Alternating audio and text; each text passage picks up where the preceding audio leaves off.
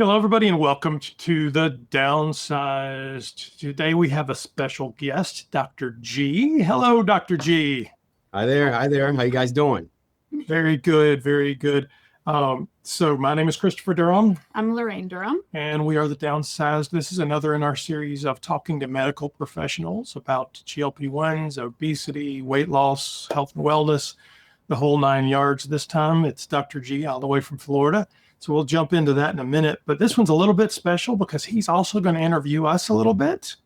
So we'll get a little of both sides, and this interview will also run on his channel. So we're kind of tag teaming, so you may see it in two places. So Lorraine, why don't you tell a little bit about yourself? All right. I'm Lorraine Durham. I've lost over 50 pounds on tirzepatide. I'm now in maintenance. I've been in maintenance for about a year. I started at 193 pounds. Now I'm about 142 pounds, 143 pounds. And I'm a 5'5" mother of 3 grown children. And we live in North Carolina. Mm-hmm. And I guess that's my story. Yeah. And so we're both 56. We've been married 22 years, 22 and a half years, I guess. And a half. Yeah. Counting halves now? Sure. All right. Count it. Everything counts. I'm still alive. Every year I survive, I count as a good year. I started at 286.4 pounds. Really coming out of COVID, I hadn't weighed myself in years. I'm sure, well, if you look at the pictures, I was well above 300. So we started the medication on the same day, and I've done Zepbound, Mounjaro, and tirzepatide. So I've tried all three.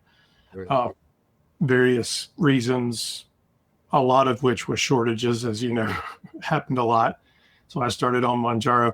So I've lost down, I was 180, when I take this morning, 184.4. No, 180, yeah. He gets caught up in the point. He was 286.4 when you started. Yeah. You've said that now 93 times. Correct. Over 93 weeks. Correct. Well, we haven't been doing this channel for 93 weeks. But anyway, you were 286.4. And I was 184.4 this morning. So I'm 102 pounds down. Nice. Math. And it took me about 50 weeks to get down. And I've been in maintenance about 22, 23 weeks. Congratulations to you both. That's amazing. That's amazing. Thank you. Success story for sure. Well, so tell us about you, Dr. G. Well, my name is Gerard Acloque. Acloque is a strong Haitian name, and for a lot of people, it's very hard to say. So all of a sudden, patients just started calling me Dr. G, and it stuck. So I'm happy to accept that moniker. We use it on my YouTube channel now, so it is what it is. I am in Hollywood, Florida. I'm originally from the Northeast. I was born up in Jersey. Came down when I was a child with my parents, and living here in Hollywood, Florida, for the duration of my life. Took a whirlwind tour around. College was at Florida A&M, and medical school was in Guadalajara, Mexico, and residency was in Ponce, Puerto Rico. And where I swore I would never return, here I am. I opened up my own medical practice. Literally 3 blocks away is my high school. So I am where I'm supposed to be, I guess. And my GLP-1 story is basically I started to see a lot of questions about the medications come into my office. Had a YouTube channel, really wasn't using it, and started to just put out content about GLP-1s because I wanted to relay that information in an efficient manner in my office, really. And it just took off. And I am now educating the public at large about GLP-1s, the side effects, and how to be on them in an efficient manner, and then hopefully get to where you guys are at, onto a maintenance dose at some point. Awesome. Well, so is your practice fully focused on obesity, or what? Tell me about your practice. Well, my practice is originally started it as a DPC practice, which is direct primary care. So you were a concierge doc. Yeah. Concierge, but not the concierge pricing. Okay. Direct primary care is at a much lower pricing point than your traditional concierge doc. So we opened that in the midst of COVID. I decided it was a good idea to start my office.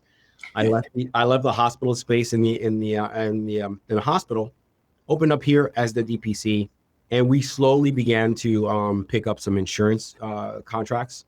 So we have a hybrid practice now.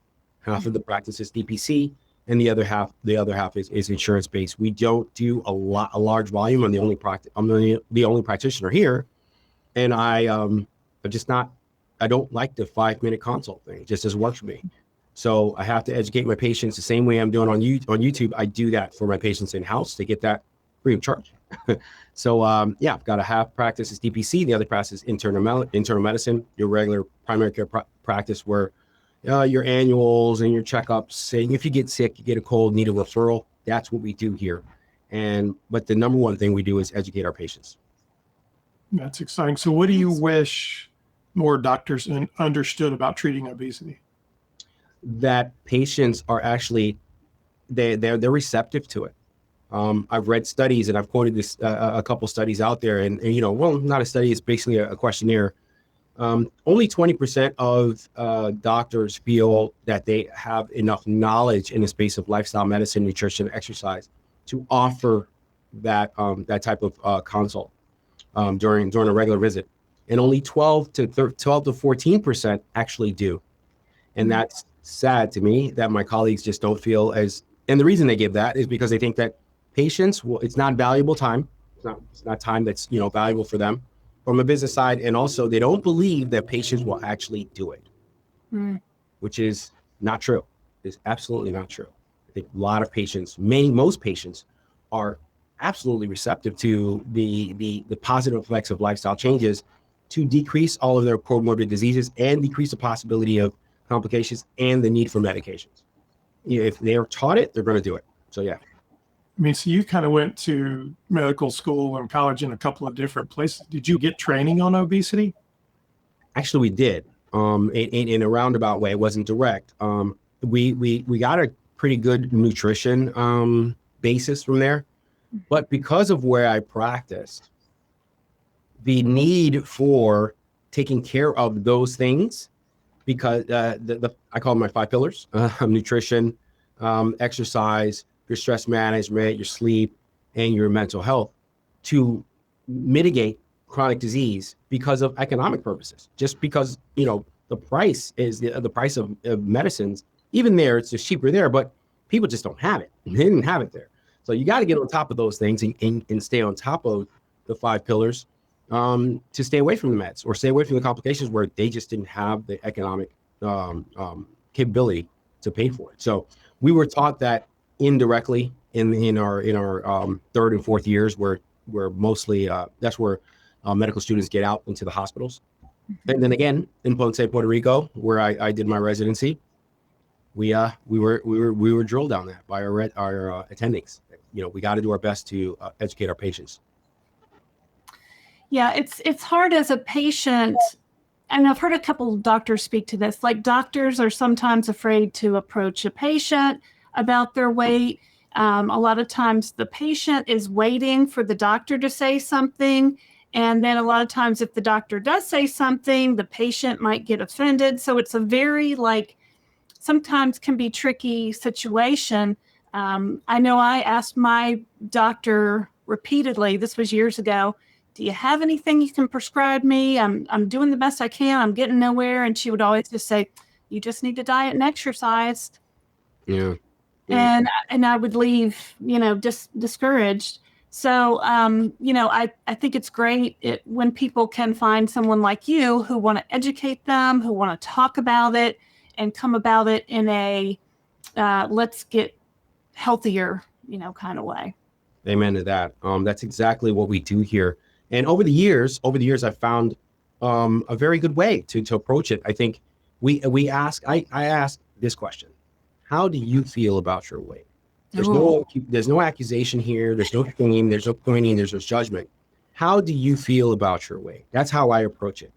So many times they, now the YouTube presence and everything else, and have been referred, they come here looking for it, right? So they're like, I want to talk about the weight in this office at least. But that question is an icebreaker for so many patients. And then you tell them, you know what? Hey doc, I want to do something about it. Then we just, I love that answer, and we roll it. Or, I feel great, and that's fine. I find a roundabout way to talk about the other things to enforce a lifestyle change that will indirectly improve their weight anyway. But that's not the goal. The goal is, well, how do you feel about your blood pressure? Okay, great. This is what we need to do. And some of that will include nutrition and exercise, which will indirectly, typically lower their weight. So we get to it so everybody's happy. No one's feeling, judged or shamed at all. Yeah, that's a great way to come at it, because if they want to talk about it, they can. If they want to be like, they can do that also. That's right. a very good way to come at it. Well, you're in Miami, so you must get the melting pot. Everybody lives in Miami, right? Yeah, I feel like everybody does. So yeah, I mean, it's a melting pot. It's multicultural.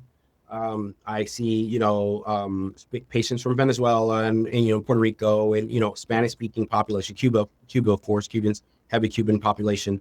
I'm a Haitian American, so I do get, Haitian American and Haitian patients come in here, and I'm blessed to be able to speak, 3 languages. I can speak English, Spanish, and Creole fluently. So I can connect with my patients directly and not have to use an interpreter, which helps a lot. And then, of course, we have, other smaller populations, Russian and Canadian and other people that come in. So, yeah, we get a little bit of everything around here. So you mentioned the YouTube channel. So I've watched some of your videos, and you're kind of, with doctors, you kind of get these ones that are either real clinical or real academic. You've kind of found this spot where you're a little more playful. You're not afraid to, be kind of goofy sometimes. Tell me about that. Well, I mean, my personality, I like to have fun. And I know the material we're talking about, let's talk about it. So you probably would like, watch paint dry, or, as the saying goes, versus really get into the nuts and, and bolts of what we're talking about. So I have to make this information, if I'm going to offer it and make it useful for the wide variety, the population, got to make it entertaining. And you got to make it, in smaller bites. You got to take down these big words and make them make sense. I use a lot of analogies here in the office. So I use the same type of analogies so that people can understand the information and actually use it, because it doesn't mean anything if you sit in front of a YouTube video for 15 to 20 minutes and you can't implement that in the next couple of weeks on your lifestyle journey. So that's where it comes from. I'm actually very introverted, to be honest with you. I'm very, but once I'm in front of the camera, I'm in front of, I'm comfortable with friends. I like to play and I get really comfortable. So that's where it comes from. I just want to make sure that the information that we provide is actionable, usable, understandable. And I found that's where the niche is for me. So if somebody wants to work with you, maybe they live in Miami or somewhere around there, or I don't know if you do telehealth as well, how can people work with you? Well, a multitude of ways. You can come into the office. We do consults. We do cash pay consults. We're very comfortable with that from the DPC that we started from. So we have a DPC model that has cash pay visits for GLP-1 consults, for lifestyle modification consults that are not GLP-1 related. You may want to control your blood pressure, your diabetes, and other things that your doctor hasn't had the time or didn't feel that you're going to be receptive to the information. I provide that on a consult. We do televisits as well, telehealth. We do it on a secure Zoom calls, and the same 2 visits as well. Or you can come in on insurance, and insurance will pay for a dedicated lifestyle modification visit. That's anywhere. Hint, anywhere you're at. If you ask for that visit with your doctor, that's a visit type as well. So we do that. We do all those things here for the we're making sure that everyone can get the information. All right. So if the patient comes into you and says, I want to start on a GLP-1 and they're 30 plus pounds overweight, how do you decide which one to start them on? Well, it's a joint conversation. It's a joint decision. I typically ask them what their goal. You said 30 pounds overweight. Or more. Yeah. Or more. Right. So for me, it's what the patient wants, how quickly they want to get to their goal, or how large the goal is. I want to impart lifestyle changes along the way. So if I were to put them on a more efficacious medication that works better, which for most people, that's the T1, tirzepatide, right? But they have a weight loss, it's like 40 pounds. They're more likely to get to that 40 pounds in a short amount of time. and not having already instilled those lifestyle changes that I want them to take beyond the 40 pounds. Mm-hmm. And they may not want to stay on the medications for extended period of time, not want to be on the maintenance dose. So I'm risking, I think in my practice, I feel a risk that if we get there too quickly and you haven't had a chance to really dig into the 5 pillars and do the things we need to do, we may rebound. We may bounce back. So yo-yo. So that patient, I say, hey, it's a short, small, less than 50 pounds is my number, by the way. Less than 50 pounds, I probably would recommend semaglutide initially. Yeah. Now, if it doesn't work, then we migrate to tirzepatide. It is what it is. More than 50 pounds, I typically go with tirzepatide. Now, patient choice. If they come in here wanting tirzepatide, we talk about how strongly we have to dig into the 5 things, and we go to tirzepatide, even though it's less than 50 pounds. That's how I go at it. Well, but so I think that's interesting because what you're saying is you see a value in just the time spent in treatment. Absolutely. Absolutely. Because what we're trying to do is build habits. We're trying to build habits of exercise, really understanding what your nutrition is, really getting into sleep hygiene, stress management, triggers and barriers, I call them, barriers to your goal and triggers that push you away from your goal. And then finally, the most, the one that's really, really neglected, the mental health and emotional intelligence up to what's affecting, your weight or whatever is your lifestyle, your goal is. Interesting. So all those people out there on Facebook and Reddit that are wanting to rush to weight loss aren't helping themselves. Wrong way to do it, right? You got. But I mean, respectfully, that's everybody wants fast weight loss, right? How fast can I lose weight? I want to lose this weight fast. I'm going to lose 10 pounds in a week. I've done 1 million diets like that. So the first thing I wanted to know when I started was how fast can I lose weight? Well, I mean, now we know that it's half a pound, 2 pounds a week is your average weight loss. But I mean, I can't imagine anybody comes in the office and says, "Oh yeah, I'm good with slow weight loss," right? You'd be surprised, Lauren. Really? Yeah. One of the things, remember when we're really overweight, we're talking about 7,500 pounds or more, that you can risk if you don't do it. Even you did it gradually. You lost weight over a period of time. One of the things, especially with women, is the appearance of the loose skin. You do it too quickly. You can go too fast, and now we have another problem, an issue that you didn't want. The quote unquote Ozempic face and Ozempic butt. These things come from too rapidly removing, eating up the adipose, the fat tissue, and now we've got another problem. So that's true. So it feels like doing that. Feels like a good place to show Dr. G's viewers our before and after pictures. So this was us on a cruise, pre-GLP-1s on the left there, and then Christopher's about 80 pounds down there, and I'm 50 pounds down there from those 2 pictures. So, yes, definitely a great side-by-side visuals. That was right before COVID. So I was probably 300 plus right there. Yeah, and I was probably right at 200, maybe a little over. So you guys are a success story that I want to, again, congratulate you both on the amount of weight you've done, and you've done it the right way. And you guys are showing many folks, like all your viewers and everyone beyond that, and my viewers now, thankfully, what's possible. People like to see what's possible. Right. Real. And there's so much negativity out there and what's not real with these medications and what the process is. I love what you do. Kudos to you both. Thank you. I mean, I lost 1.58 pounds per week was my average over my weight loss time. So it's definitely, people want to see somebody that looks like them. People want to see somebody that's the same weight they are, and how they do it, and how can I do it. And, one of the reasons why we wanted to start this YouTube channel is just to tell people these GLP-1 drugs are amazing, and they have worked for me personally after years of trying everything, after a lifetime really of trying everything and every diet out there. So I just want everyone to know that yes, it is possible for 99% of people. There are, a small number of people that this will not work for, but hopefully it will work for 99% of the people. In my practice, Lorraine, it is absolutely working for the great majority of patients.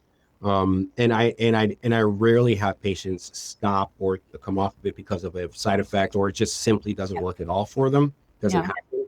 And especially those who do buy into the changes that need to happen along with the medications and understand the medications don't do the full job all by themselves. And they'll get success just like you two. If you can do it, then great. You're a beacon. They can. That's the thing is, there's nothing special about us. We didn't. No. We're just regular people that live in North Carolina. Like we're that's special for sure. 25 years together, that's a special couple. But I mean, that's the promise of it, right? I mean, it doesn't. You see the stars taking these medications, and they can afford it, and they have trainers. They do all this stuff. Well, there's no real connection between them, and me. I'm just a dude. I'm just a dad. I didn't. I beg. Anybody can do it. Honestly, I beg to differ, Chris. These are normal people. They just have a couple. They got a couple of dollars more than you do. Their DNA is 99.9% the same DNA you have. They have a high-dollar concierge doctor and a trainer and a chef. Well, and that was the whole thing about Oprah years ago, right? She had a personal chef and a trainer, and she was on TV every day, and she couldn't keep the weight off. Well, if she can't keep the weight off, how the heck am I going to keep the weight off? Because I got none of that. So, when she did go on a GLP-1 and then went and talked about it, I listened to her and it just kind of blew my mind. It was that was the first place I had ever heard on her weight loss special, the first place I had ever heard that obesity is a disease and it wasn't my fault. Right. I agree. What? I agree. I mean, that was really mind-blowing to know that, because for years I had been told, well, just eat less. Well, maybe you just need to work out more. Well, maybe you need to try this special diet or keto or Atkins or low carb or low calorie and none of that. I could not get a hold of it. I could not get a hold of any results with that. So anyway, I don't know why I just went off on that tangent. I agree. And I also want to go back to the Oprah situation, right? So yes, this is a woman who has the means for all of the things in the world, and yet her weight was not what it needed to be. So that shows that even money and opportunity to the chef and to the weight thing and all these folks doesn't mean that you're gonna, it's gonna work. It doesn't mean that you're gonna put in the work that you need and stay there. Yeah, it still needs a lot. You still need to put in the work, and also there's going to be a population, like Lorraine just said, that even with all of those things, the disease has a hold on you. And this medication has come along in the last, 10 years. And it's doing a great job. 20 years ago, it come on the scene as a medication for diabetes. And we got lucky enough to figure out, patterns. Hey, these all patients are all losing weight. We can't really account for that. And then, the big pharma, the two big machines kind of did us a favor, great big favor, and developed these medications, and here we are, right? So to your point, we've been looking for this medication, Lorraine, since 1950. We've been trying and failing with multiple medications, and all of them, I'm sure. Oh yeah, that have been failed with since this country has changed, and this disease has come on the scene since 1950, and everything failed, and some of them killed people.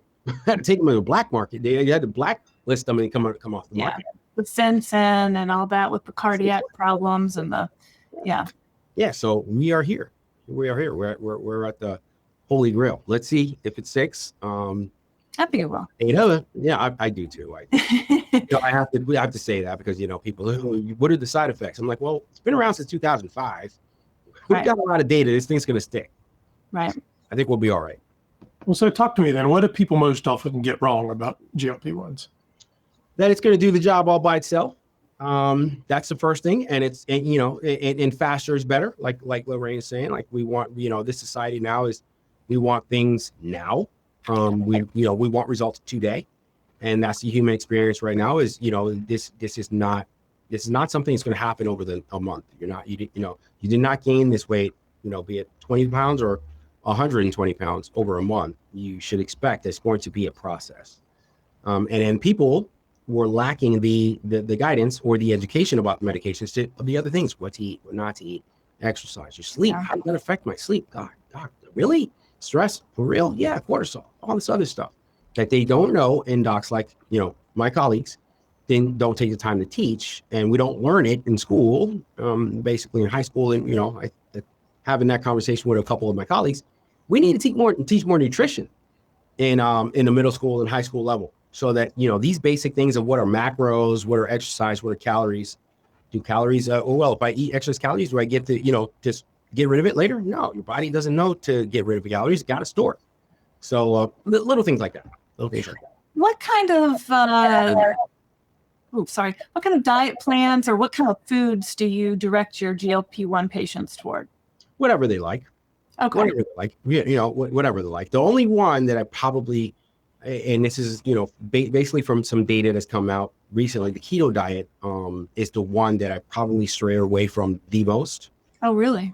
Yeah, I do. But everything else, basically, my mainstay is the Mediterranean diet, right? Nuts and grains, veggies, salads, fish, mostly from your protein source, and then you can do the others, processed foods, or at a minimal. That's the type of diet I try to gravitate most of my patients, but whatever they like, because patients are gonna eat what they like. Now, what we try to make it as whole food as possible.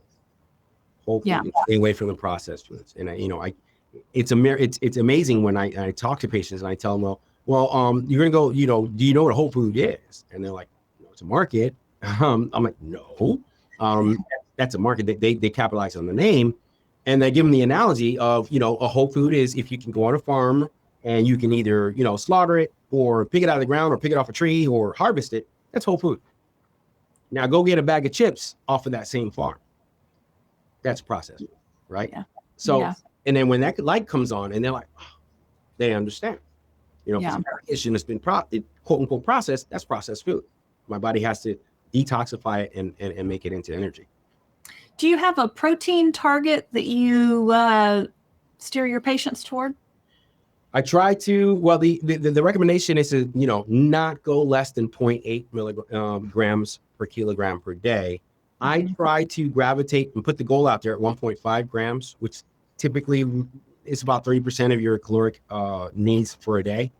So anywhere between 1 to 1.5. Now, less than 70% of the U.S. population actually reaches their protein goals on a daily basis.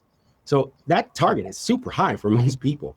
All right. Well, let me stop for a minute. So let's say I weigh 150 pounds. So convert that 2.2 pounds per kilogram. So was that about 60 kilograms? And then 1.5 would be like 90 grams of protein for a 150-pound woman. Is that about right? That's exactly right. That's exactly right. I just have to go through the calculations, right? Yeah. It's weird how they, these nutrition calculations were developed, back in French in Europe, and then they come in with the kilograms, and it kills us here in the U.S. It just kills us. I have a calculator on my website that I use that I developed for all of that, where you can actually just punch in your numbers. Yeah. And it does all the calculations for you, and you can put your goals in. And it'll actually give you can set your protein goal to, from anywhere from 1.8 all the way up to 2.2. I don't recommend you go up to 2.2. After 2.2, the studies show that, you actually can hurt yourself. So it'll all do all that. And if your goal is to lose weight, you put your weight loss goals, and boom, it sticks out everything and tells you how much your target should be for daily. So there are calculators out there for that. So we want to stay away from processed foods. We want to eat whole foods. How do you feel about protein shakes and bars and supplements to get to my protein goal? I'm okay with it. Last mile, right? You did your best today and you keep coming up short. Last mile. Gotcha. Find the one that's as clean as possible. You've got apps. I'm not plugging anybody, but there are apps out there that you can use to see what's clean. And you probably, you're nodding your head. I think you know what I'm talking about. I'll just say it. Yuka is one of the ones I like. The Yuka app. It's got a big old carrot on there. Super strict app. So, if you can find it's one of those labels, you just scan the UPC label and it'll tell you how clean it is. right? Okay. Any food, basically, any processed food. So yeah, we use those, and yes, I get it. We're human beings, you know. It's okay. This 80-20, 80% of the time you're doing the best thing you can, and then it's going to be 20% of the time you're going to be human. I know you guys have not sworn off processed foods in the last couple of years. I mean, you guys still have it. It's just not a mainstay of your diet anymore as before. So that's allowed. It's allowed. All right. I'll let you ask some questions now. Oh boy, can I please? Let's talk about pricing, because this stuff's expensive.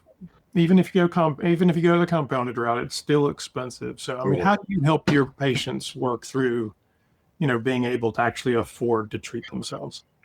Well, I absolutely, I have colleagues in the area who have stopped running on prior auths for these things because the failure rate is so high, and you're using your staff to run the prior auth. So it's overhead. I still run them. You never know what patients don't really understand what their coverages are really, and it's so nebulous when you call these insurance companies. Yeah, we cover this, we cover, and so you got to run it. So we just run it, and sometimes hey, we're high fiving in here because 20% of the time we get a yes, but most times we're still getting denial. So that's number one. We run it through that process. Number two, I'll say it in here. We still send meds to Lilly. The way their pricing is, if you do it right, you can save a couple bucks. Just saying. I think you guys understand what I'm saying. I mean, I'm here to help my patient. I don't care about the pharmacy company. I really don't. I have no connection with any pharmacy or pharmaceutical company out there. I get paid directly from none of them, so I don't get paid to prescribe them. Actually, that's illegal. So yeah, so if I can find a way, and that's one of my best strategies right now, is to, especially with the tea company, we 10 is what we buy, and we only need 5, and we buy the 10, and we split those. Yeah. Well, so there's an increasing number of comorbidities that maybe I have sleep apnea, maybe I have whatever that are better covered. So that's always good if you want to. Well, not yet, Chris. I've not seen that in clinical practice yet. Really? No, sir. They're not yet. Remember that indication came out in the middle of the year this year. Yeah. Typically, indications for medications are visited at the year mark. So even if it has a FDA indication, doesn't mean it has a XYZ insurance company cover especially in the middle of the year. They love to drop you. They'll drop a medication in the middle of the year, but pick up a new one in the middle of the year is tough to do. And I've not gotten one on sleep apnea yet. I'm appealing one right now. With one of the biggest companies in the country, for a patient, because he's got sleep apnea, got the medication, and I've got an initial denial. So now we're appealing I want him peer-to-peer with the doctor to see if we can talk it over. And have you run into the CVS Caremark decision to move everybody from Zepbound to Wegovy? Yes. Having any luck with it yet, or no? Yeah, that's the tough one. That's the tough one. I mean, I think I know the answer to this, but how do you feel about compounded medication? I love them. Okay. Maybe I didn't know the answer to that. No, I love them. I'm going to tell you why. Well, the caveat depends on the source. Yes. Right? Yes. In this office, we only sourced from one pharmacy. It was a local pharmacy. I toured the pharmacy. I spoke to the pharmacist. Saw them. They were actually at some point last year, or before everything came down, the FDA came and actually they got spot tested, packed flying colors. So I'm very lucky, very blessed, I guess, my patients and myself, that we had a local pharmacy that was doing the right thing. Now we both know that the spotty, people do things they shouldn't do out there. So I feel it's a doctor's job, if you're going to send the patient to a compound pharmacy, to verify and understand that they are actually doing the right thing by the medication. It's the right medication. It's pure. It's effective, and it's not going to hurt your patient. Right? So it's not just about the cheapest or whatever relationship you have. So the compounds saved us saved, start, because they were so high. Patients weren't able to pay for them out of pocket, and I wanted to get them on it. So yeah, compounds were, I have no problem with a compound if it's legit. Vetted, yeah. Well, I'm glad that there's one near you. I know some doctors are, just adamantly against them, won't discuss them. And then some doctors like you that have that relationship maybe with the local pharmacy feel comfortable doing that. So I'm glad that you have that relationship. I mean, I'm a big fan of compounding. I wouldn't have been able to afford Zepbound or Mounjaro or Wegovy because our insurance doesn't cover any weight loss medications. So pricing out patients is not fair. I mean, that's the other thing about, hopefully these prices come down at some point where more and more people can get it. And, I think it's going to happen, but yeah, it's not fair. And these compounds, they did a great job, I think, for the most part, for so many patients, including yourself. I'm happy. You got it. We get the question all the time of, well, my insurance will only cover this one, not this one. Is that okay? Like, first of all, I'm not a doctor. But second, this isn't really a medical question. This is a price question. So to me, if your insurance will cover it, then that is a great GLP-1 for you. Yeah. And that's the same answer I give them, Chris. I get that question all the time. It's here in the office or on YouTube, wherever. Which GLP-1 is the best one for me? The one your insurance covers. That's the one. That's the one that's best for you. The one you can get. And it's legit. Yep. Absolutely. It's like if you have coverage for GLP-1 through your insurance company, it's like winning the lottery. It's like jackpot. Like you have hit it. So I always tell people that congratulations, you've won, right? Yeah. You've won the GLP-1 lottery. High five. Let's talk about side effects a little bit, because as we all know, that's an ongoing conversation, and we get it both from our best friend at the party who tells us we're going to grow an eye in the middle of our head, go blind, and from the Facebook groups who are convinced that 110% of people all become so constipated that they have to be hospitalized. Right? Thankfully, I have zero of those, Chris. I've got in the last 2 years that we've been, really, taking care of GLP-1 patients here. We had one patient who had a side effect of a rash.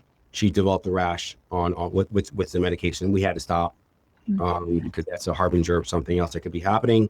And the other one was a patient who decided that after the first dose of the medication, she would go to a sushi buffet and overindulge. It was after even being told not to overindulge in food, and went and ended up in the hospital with excessive vomiting. 2 patients, and it's it. And then we treated I've treated at this point over 500 patients in this office with GLP-1s. So no, the side effect profiles are there. You will have some constipation. You will have a little nausea. Some fatigue will show up. Those are the 3 major ones. And that's it. If you do it the right way and don't rush and have that, I need to get to 100 pounds tomorrow and I need to get to 15 milligrams. Everyone does, which is some doctors, approach, which I do not agree. Not everyone needs to reach 15 milligrams of tirzepatide or 2.7 milligrams of the semaglutide. It's not true. Different people react to different things. My analogy: some girls and some guys who take one shot of tequila, nothing. Other folks take one shot of tequila, they're being walked out of the bar. That's a great analogy. Why is that? It's with all medications, not just the GLP-1. People have different receptors for different medications that respond to different levels, and that's why we have dosages that are from little to high doses of all medications. Most medications have multiple dosages because they have different effective points for different patients. So you have to individualize this stuff. You can't just say this is the protocol and everybody goes to 15 milligrams. Well, you, sir or ma'am, are going to have a lot of patients stuck in the hospital with different things because you're pushing medications on people who don't need it. So you start everybody on the starter dose. Do you go below the starter dose ever? Yes, absolutely. Okay. 2.5 milligrams are nauseous, throwing up, or can't even eat more than a sandwich a day, and the caloric intake's at 800 calories. Yeah. We split that 2.5 to 1.25, and here we go. So you are what we like to call a cheap date. What I call here in the office a cheap date. Great. Good for you that only 1.25 milligrams has saturated your receptors to the point that you have maximum benefit and less side effects than at 2.5. You're not going to spend much. Good for you. How often do you see that where they need to go below a 2.5 dose? How often? Not very often. Not very often. I'd say,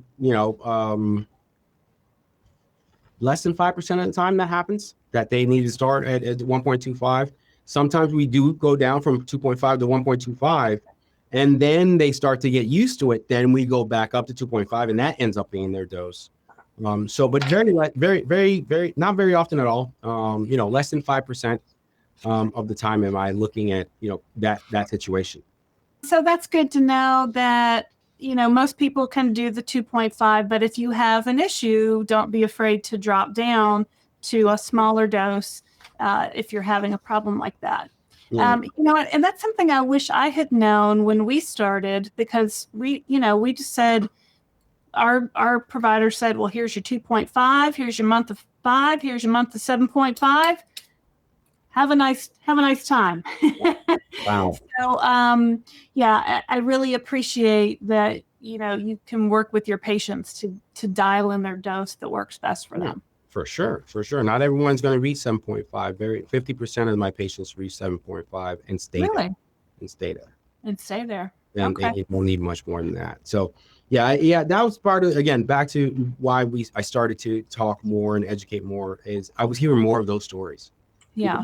And like, my doctor just gave me the medication and no guidance. Like, we would never do that with any other medication. Why is it that doctors are doing that now? It goes back to the 20% only feeling comfortable talking about it, and then the other 12% feeling it's worth talking about it. So that's on us. We got to fix that in our doctor culture.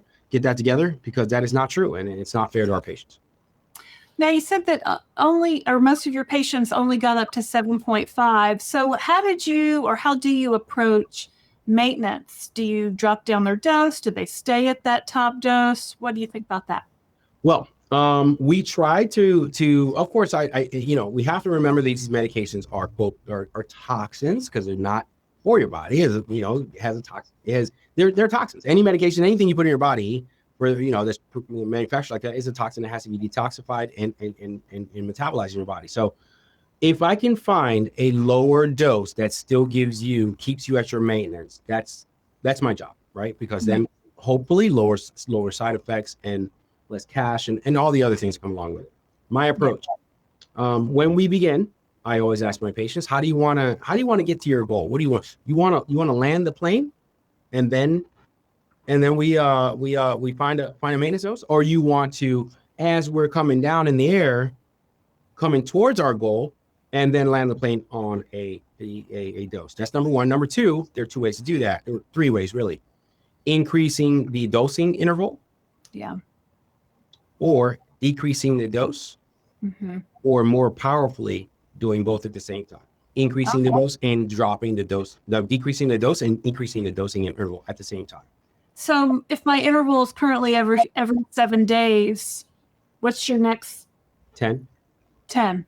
And then maybe 14 after that? 10. We go to 10 and we see where you are, how we go back and we check in on our quote unquote 5 things. Is the food news bite? Are you having problems with other triggers that are defeated? Are you having, overeating is coming back? Are you still staying on your exercise routine and your nutrition routine? We lean back and say, okay, what's happening on day, 9 and 10? I'm still good. I'm still suppressed. Okay, well, we can go to, 13 or 14 and see if that'll work. And then if 13 or 14 doesn't work, your numbers somewhere between 10 and 14. We go back. Dial it back. Interesting. Do people have a hard time adhering to a 10-day dosing schedule? Because I'd forget what day I'm supposed to take my dose. Do you have a way to? Yeah. Use this computer in your pocket. What do you mean? This thing? That $1,000 computer in your pocket. Like 20 years ago, you would have never paid $1,000 for a computer for a phone, and now we have this supercomputer. Yeah, use that. Okay, so put it in your calendar, set up a reminder. Got 10 days. We have apps now that actually will remind you. Well, that's my fear is if I stretch out my days, am I going to, that's true. You That's will. just- Well, there's ways to remind yourself, certainly. of course. It's a new routine. You'll fall in. Yeah. So you talked about, landing the plane, coming down while you're landing the plane, coming down in your dose while you're getting to your goal weight. How do you and your patient set a goal weight? I asked them, first off, after asking, how do you feel about your weight? Then we go into the lifestyle modifications and the 5 things, and I teach them about my 3 pillars in my 5 things, 10 steps. We then go into, okay, well, the goal setting, right? Smart goal setting, just like we do in business and anything else. I use that acronym for that. And we set a number. For me as a doctor, my number is for everyone, 27% BMI, 27 BMI. There are studies that show that if we look at patients that are broad-based patient base, getting 27%, all of a sudden, there's a lot of stuff that drop off. High blood pressure, diabetes, kidney disease, strokes, heart attacks, death from all-cause mortality, and some cancers also all of a sudden fall off a cliff when you get to 27. Vice versa, you go above 27. So my number in my head when I'm looking at you is, man, if I can just get them to 27. That's why that population was chosen for the indication of the medications. Right. Now, this is where the comments explode and tell you BMI is full of shit. This is where I look at my phone and I didn't say normal. That's why I didn't go to normal, right? So I get your number. It's not because of the fact that I can show you the paper showing that drop off to 27. That the rest under 27, there's no more benefit. So after that, that's you. Like I'm cool with 27. Anything below that, you want to get lower? That's you. Man, I don't even know what mine is. Because mine is, I'm looking at I have a scale app that syncs to my phone. My BMI is 23.7. I'm 5'5", 142.6 pounds. Is that too low? No, that's not even quote unquote normal in the BMI, right? Okay. But it's below 27. And if you look at your numbers, I bet your A1C is perfect. Cholesterol is looking amazing. Blood pressure is pretty much controlled. You're feeling great. You're looking great. Labs are showing what I want. And I've decreased mortality as a doctor because I got you less than the 27%, or you got yourself. Yeah. And then all the other comorbid diseases that put you in the bed and keep you sick and tethered to where you live and not able to live life. So your quality goes down. Yeah, that 27 is the number. So here's another question. So I have a friend who is also on this medication, and she's 5'7", and she's 45 years old. And she says, well, I weighed 120 pounds in high school. I want to weigh 120 pounds again. And she keeps trying to hit what I feel like is maybe an unrealistic number. Do you ever have to tell your patients that's too low, you need to be here? Well, I level set with my patients, of course. But let me tell you what. Let me ask you this one question. Is your friend, did she struggle to get to that 120? Yeah. You know why? I think she's been on the top dose now a couple of years, and after losing she's not going to get about 100 pounds, she's just leveled off. It's not going to happen. And you know why? Because we talked about. I'm going to tell you why. Sorry, I you know why, but I'm not. I don't want to. I'm not trying to quiz you. Set point. Your set point. Set point. Yeah, set point. So your body has an amount of weight and body fat that it wants to maintain. Do your best to try to starve yourself and get yourself down, or work out, do a calorie. You're going to get down there, and then going to creep right back up. And that happens for multiple reasons. It's hormonal, it's age-related, activity-related, what you have carried up until that point. A lot of things are come into play, mostly hormonal. And that's what keeps you bouncing up and down on that trampoline and coming right back up. It's going to be very difficult. She's going to have to take on exercise and nutrition as a full-time job to weigh 120. First of all, 5'6". Yeah, 5'6". She's supposed to be, quote unquote, by your BMI thing, 135 pounds, 130 pounds. The rule is 100 pounds for the first 5 feet, and then every inch above 5 feet, it's pounds for each one. For men, it's 105, and then 5 for every one. So she's 120 is like under that number even. Yeah. Well, and I see this a lot in not a lot, but I see this with our viewers too. I think they get so enticed. They've never been able to be at this weight in their adult life. And they think, ooh, I can keep going and I can keep going and maybe I can get lower. And it's even crossed my mind, well, oh, I can get to 143. Well, can I get to 133? Well, maybe I can get to 130. Like it's hard sometimes to know where to draw the line, I think, especially for women, not so much for men, but for women, I think we have these numbers in our head that we're trying to get to that may not be achievable or healthy. I understand what you're saying. And I agree with you. It's a conversation that needs to be had with your doctor as well, because being underweight also has its issues, especially for women, right? Osteoporosis is one of the things I could think of off the top of my head. Dementia has been linked to being underweight, super underweight. So, there are problems with being underweight, which 120 for her is considered underweight. There are medical problems that, you're not getting much benefit coming from that where she is getting down to 120 for sure. Health benefits. I hate to say, it's an ego thing. It's you're a grown woman. You're not a teenager.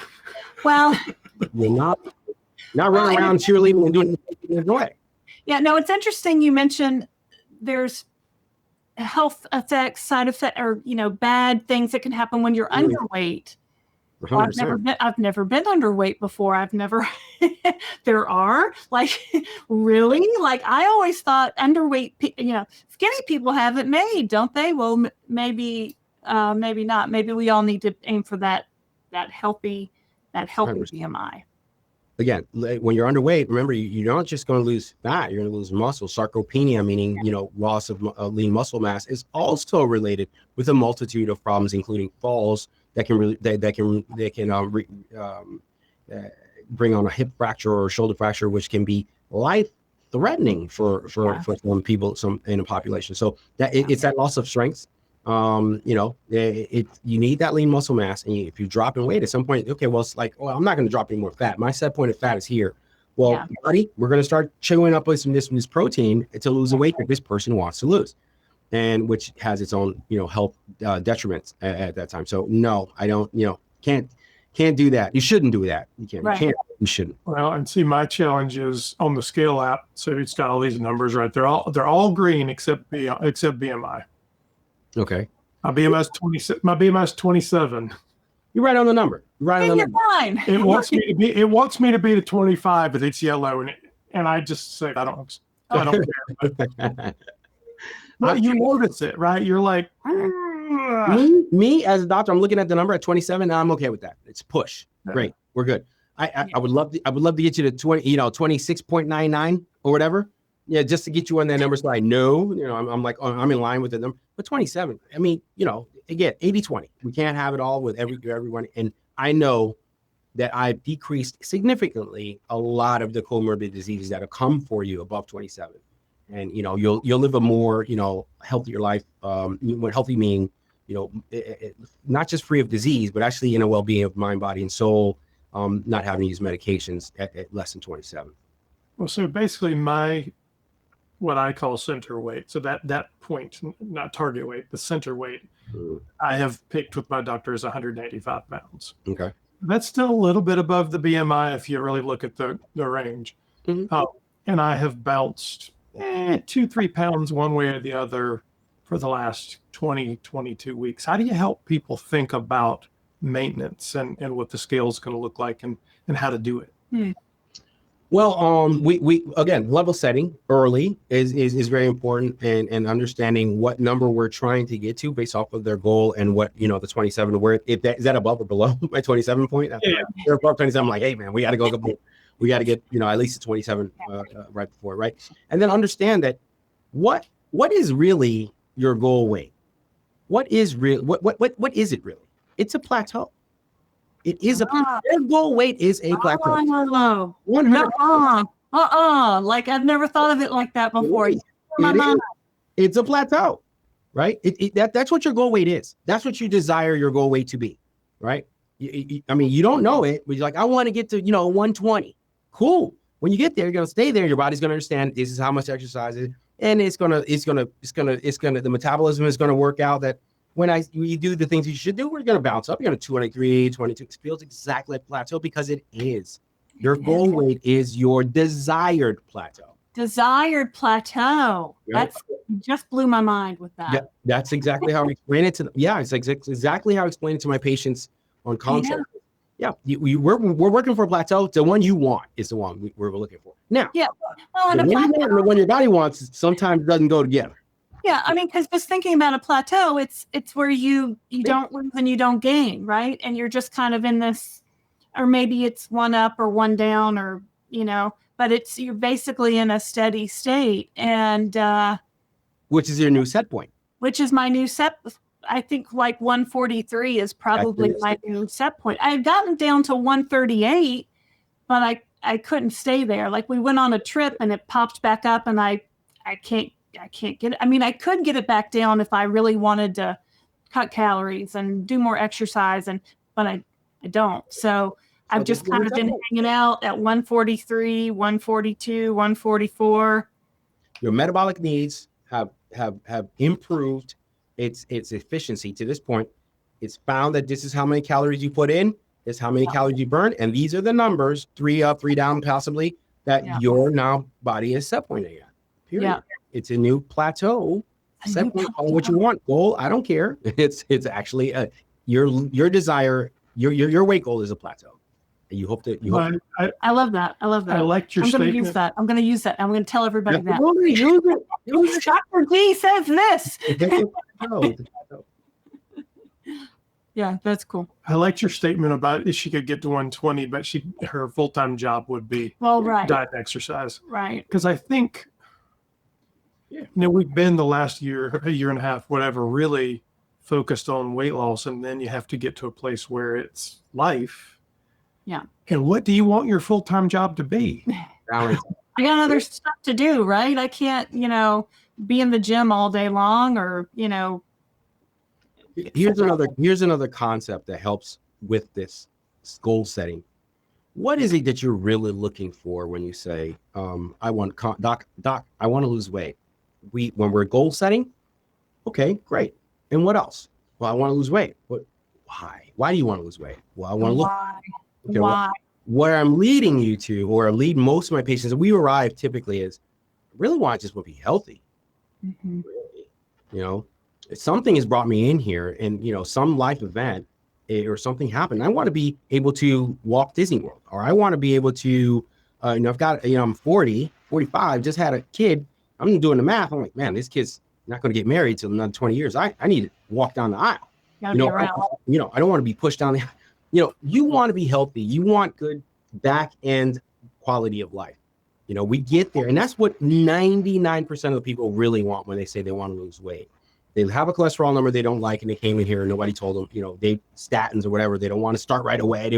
Lifestyle changes weren't offered. It's like, here's a statin. Blood pressure, they're on 3 or 4 meds, and they want to get off at least just one, doc. Just pull off one, and I'll feel a little bit better. You're just asking for help, but you express it. Patients express it in numbers and help in a weight, a number on the scale. So actually, in the real life, they want help. They want help. They want vitality. They want freedom from me and those evil pills I'm going to give them, and other procedures and things that can happen. So people really want help. So tie your goal to actually wanting help. That's what you really want. And maybe that health will come before the number you will need. And then they can accept it better because they feel healthy. Are you sleeping better? Got more energy? Playing with your kid. Oh, your numbers look great. Great. So the numbers say, so the one thing, the weight's not feeling, but you got all these other non-scale victories here. You want to ignore those, but you don't want to, that's where my plateau dance came from. Yeah. That's exactly where my plateau dance came from. We celebrate these wins at the set point. Boom. Okay, great. Because then we look at the numbers and we compare. You're winning. Plateau dance. Right? Yeah. Right. That's great. Right. Yeah. Christopher's was he wanted to I wanted to walk not die. Well, I wanted to not die. his right. That's a boy. That's Oh, helpful. but I mean, I my mean- parents both died relatively. My mother died of heart complications from weight. Mm. A couple of years older than I am today. And I woke up one day and realized I am not going to be here If I don't do something. if I don't do something. Yeah. I'm just done. I'm not just, Well, and kind of conversely, I always called myself a very healthy fat person because I didn't have high cholesterol. My blood pressure was great. I worked out. I ran half marathons at 30 and 40 pounds overweight. I just couldn't get the weight off. And so I really, it sounds bad to say, but I really wasn't concerned with my health. My health wasn't, in my 30s and my 40s, my health wasn't an issue. Now, that's not to say that if I had continued 50 pounds heavier, things would have developed. And I know that now and I understand that now. But for me, I'm glad I do have my health now at age 56, and that will carry me through. Hopefully I won't ever fall down and break a hip. And Right. but for me, it was always about, well, I want to look better. I want to wear a smaller clothing size. I want to be able to go into a regular size store and buy anything off the rack, not have to go into these special plus size stores. So, I think I came around to it eventually, but that wasn't what pushed me to it in the first place. You are the typical patient is a little bit of a harder sell because when we run your labs, all of it's black, nothing's red, right? Right. But again, it's a conversation that I kind of lead my patients towards. Like, hey, okay, well, you're 30, 40 now. This is a great time to start. All these numbers look great. Yeah. What's 70 look like right now? You want to roll the dice and see what 70 looks like at this weight or a little bit more. Mm-hmm. I can tell you what it probably is going to. I can't predict. I'm not going to put bad things on you, but Yeah. mostly, like Chris said, that's what's waiting for you down the road. Now, where is that? Is it going to be a slow mountain, like a rolling mountain, or is it going to be a cliff? Oh, yeah. Is it one day I'm great, next day stroke? Is it one day I'm great, next day I walk in and I can't urinate and I've got kidney disease? Oh my gosh. Yeah. It happens every day. So patients are great until that event, and we know these those events. So I have those conversations nicely, of course, truth and love at all times. But I have the conversation. Now, if that desire is there to actually put in the work and do things with or without medications, I'm game. I'm with it. We start coaching and we get to it because perfect. You have nothing's wrong with you now. Let's get to it today so it stays that way. Yeah. Yeah. Well, so long term, have you seen patients been able to come off of these medications and maintain their weight? Yeah, absolutely. I'm so afraid to come off of this or come down. I mean, I've been going between a 5 milligram and a 7.5 milligram tirzepatide. I'm terrified to go down, come off, spread it out. Why? What are you afraid of? It's going to all come back. It's all going to I'm going to go off of it, and it's going to come back. And then what gave you that idea? What gave me that idea? Because every other diet I've ever done for my whole life, it's always come back. So you're saying, I'm just asking. Yeah. You're saying that this process was different from the others, and not because of course, because you lost weight, for sure it's different, but it's a medication that made you lose the weight, or have you done things that you didn't do last time for a longer period of time? I mean, honestly, for me, it was the medication. I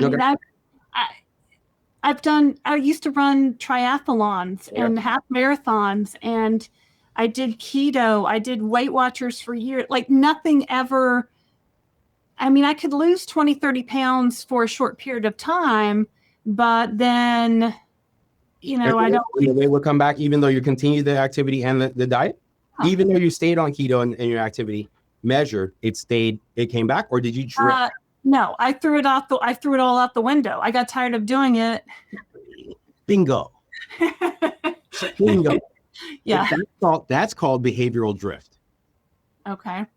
Behavioral drift is you're getting down to a weight that looks good, feeling good, weight, clothes are feeling better, confidence is coming, you got your mojo, and then you say, well, I'm good. I don't have to need whatever got you there, it keeps you there. Whatever got you there, whatever activities. I'm not ever going to stop these medications. No, I'm not saying you do. I'm saying you have to, right? So Yeah. whatever got you there keeps you there. Now, maintenance dose is not, it's not like it's some taboo thing that I'm not for. I'm saying there are some people like you who may need maintenance dose, but I think there's a portion of people who can at least come down to a low effective dose or lean into their nutrition, their exercise. After now having built real long-term habits that they can keep up, we can possibly come off it. Well, so I'm curious, That's amazing. do you track at all the why and how they became obese? Absolutely. We have I have a questionnaire where we ask, and I find out. That's I would love to see the mass research, and nobody's doing it right now, right? That says, well, here's this group of people that have a genetic problem. Here's this group of people who went through menopause. Here's this group. Like, I interviewed a guy a while back who is a D1 athlete who had a major spine injury, and it all flowed out of that. Of course, because he can't move like he used to. So are there like he did? Right. Are there histories that are more likely to be able to come off of the medications? If I looked at the mass of people, the 10,000 people, and are there histories that are not? Well, Lorraine, it represents the ones that probably will not. She wasn't an overeater, and she was super active, and her weight just really didn't want to move. Yeah. But the athlete who had an injury and he was a D1 athlete, those guys are burning 3,000-4,000 calories. They can eat whatever they want, and they're burning calories. I call them the LeBron James twice a day. Yeah. LeBron can eat whatever he wants. Actually, he eats great food, but I'm sure his calorie intake in season is super high. If he continues to eat like that, i.e. Charles Barkley. And Charles is on the meds. Yeah. And he's now lost him, right? Yeah. But continue to eat down the road. And he's a great guy. Love him, great. I'm not pointing fingers or being shaming, but I'm saying you continue to eat that calorie intake as an athlete. You used to be. You have the athlete's mind, athlete's appetite. But you're not putting in the burn. That's the guy that can come off. But we got to get him to understand that you can't eat like that. Right. So, and it is what it is. Now the food, the GLP-1s do a great job of suppressing appetite, killing food noise.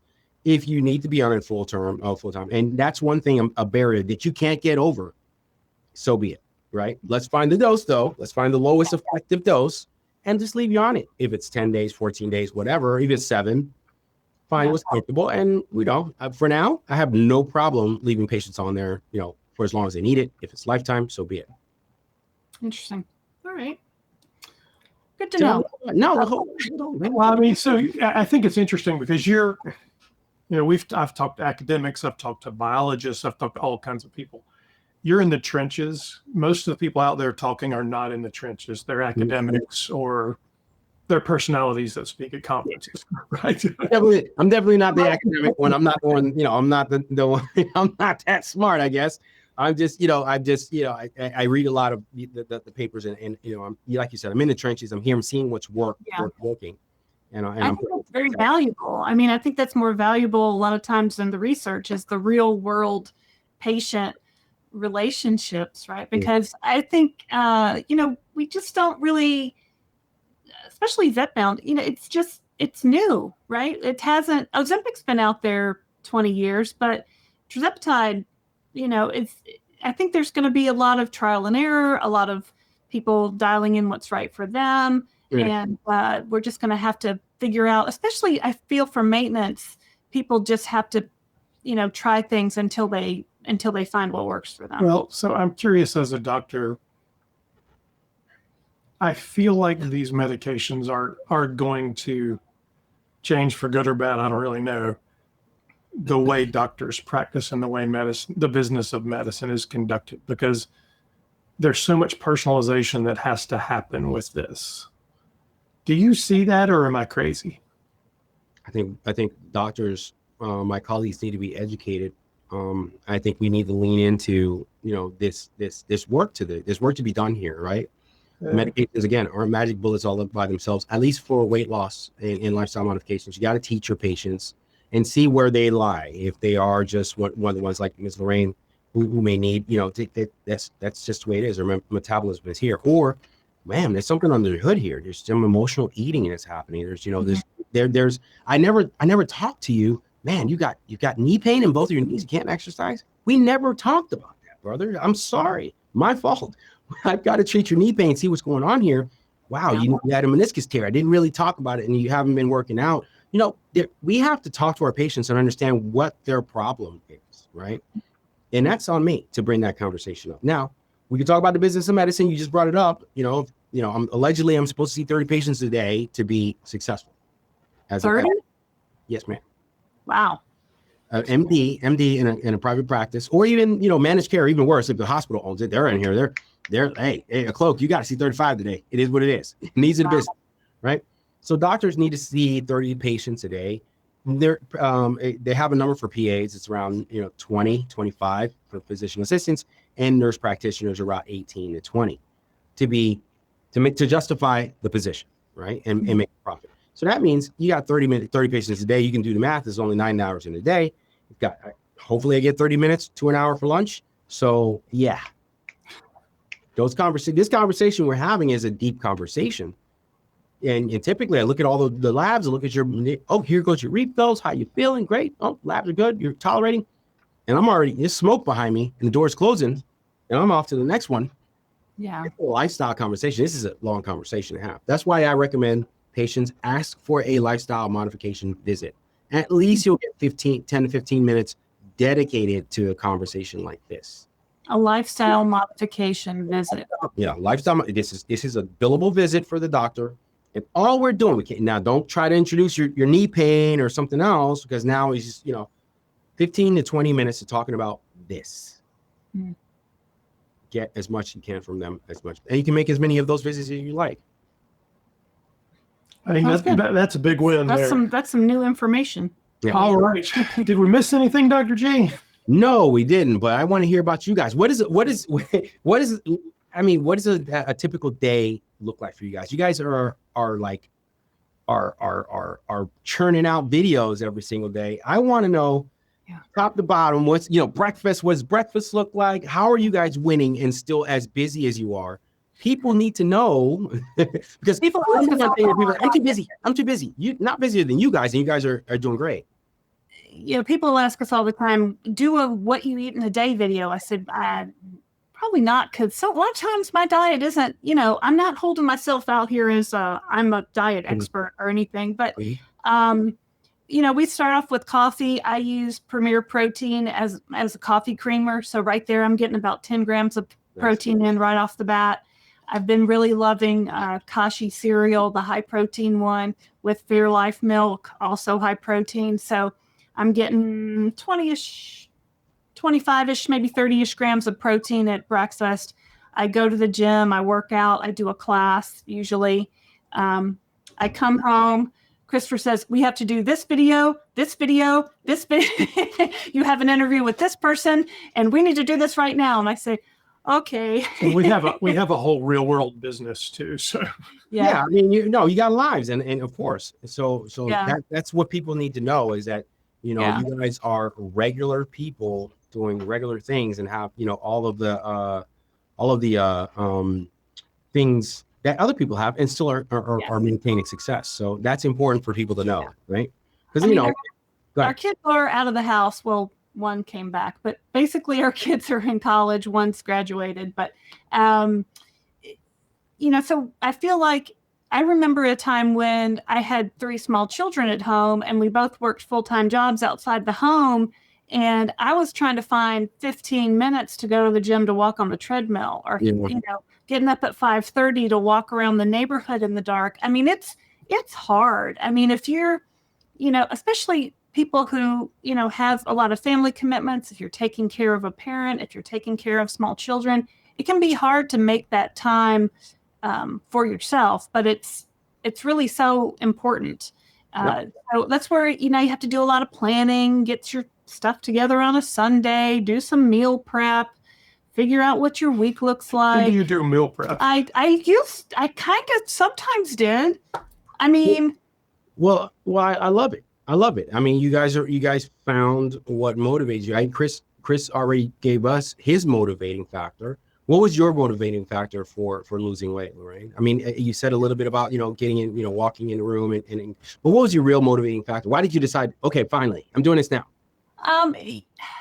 why am I doing this? I just tried everything else. My mother had me on diet since I was 10 years old. Okay. So there was never a time in my life that I can remember when my mother wasn't restricting my food, or we were going to Weight Watchers, or I was, if you lose weight, I'll buy you this, or if you lose weight, this will happen, or, oh, you'd look so good. You'd look like this girl over here if only you could lose some weight. So it's always, I don't know if it's just always been drilled into me since a young age that I was supposed to lose weight. So I was always on a quest to lose weight. In my earlier career, I was a clothing buyer. So you want to talk about an industry messed up with body types and clothing sizes and disordered eating among the clothing buyers, the models, the manufacturers. I mean, it was quite a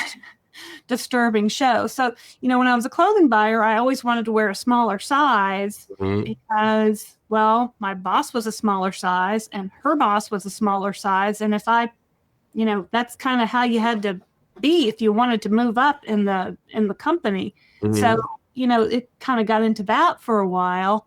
What was the thing that really got me to do this? What was your why?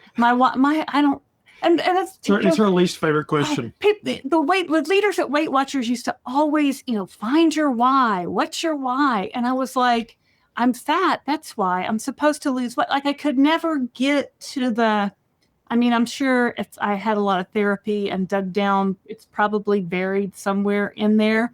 But for just to look better, to be smaller is better. I always had this, told What to I'm me. hearing, Lorraine, is that your weight has been a lifelong struggle for you.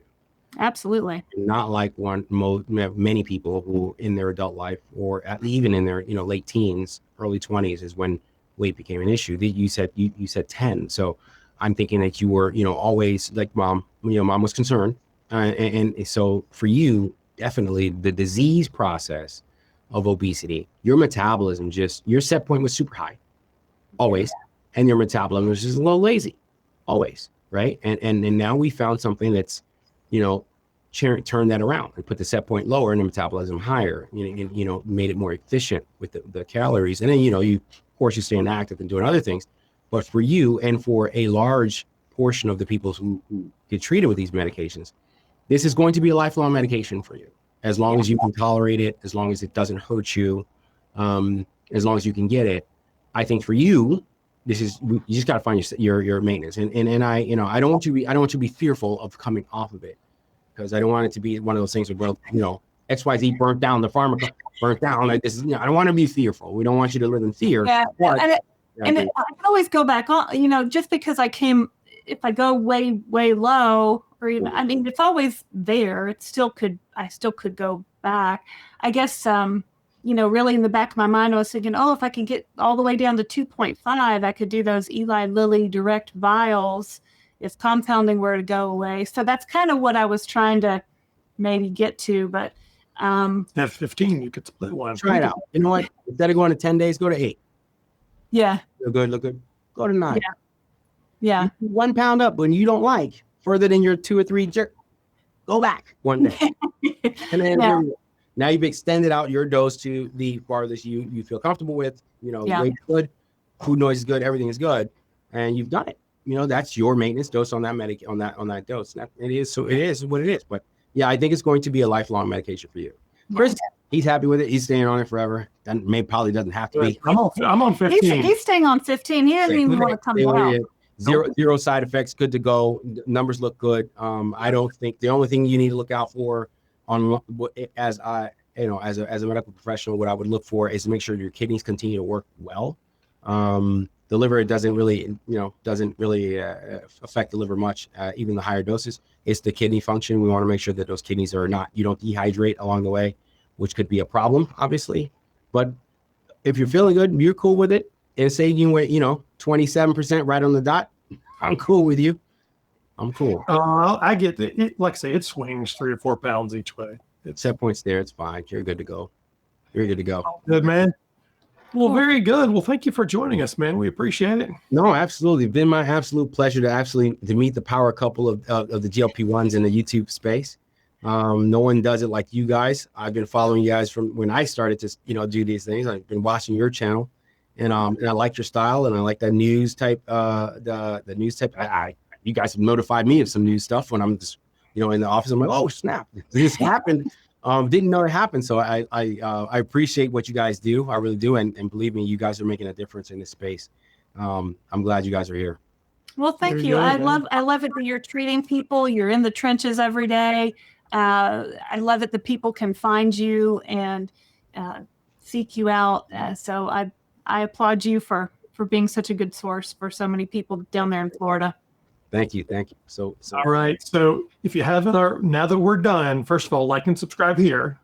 Yeah. Then go over to Dr. G's channel, and I'll put a link in the description. So go over to Dr. G's channel, like and subscribe there. Watch some of his videos. He's got some great videos out there, and we'll be back next time. So it's all good. I appreciate you guys. You guys have a great day. Absolutely, man. Bye-bye. All right. That's it for us today. My name is Christopher Durham. I'm Lorraine Durham. And we are the Downsized. We'll see you next time. Thank you. Thanks, Dr. G. Thank you, guys. I appreciate it.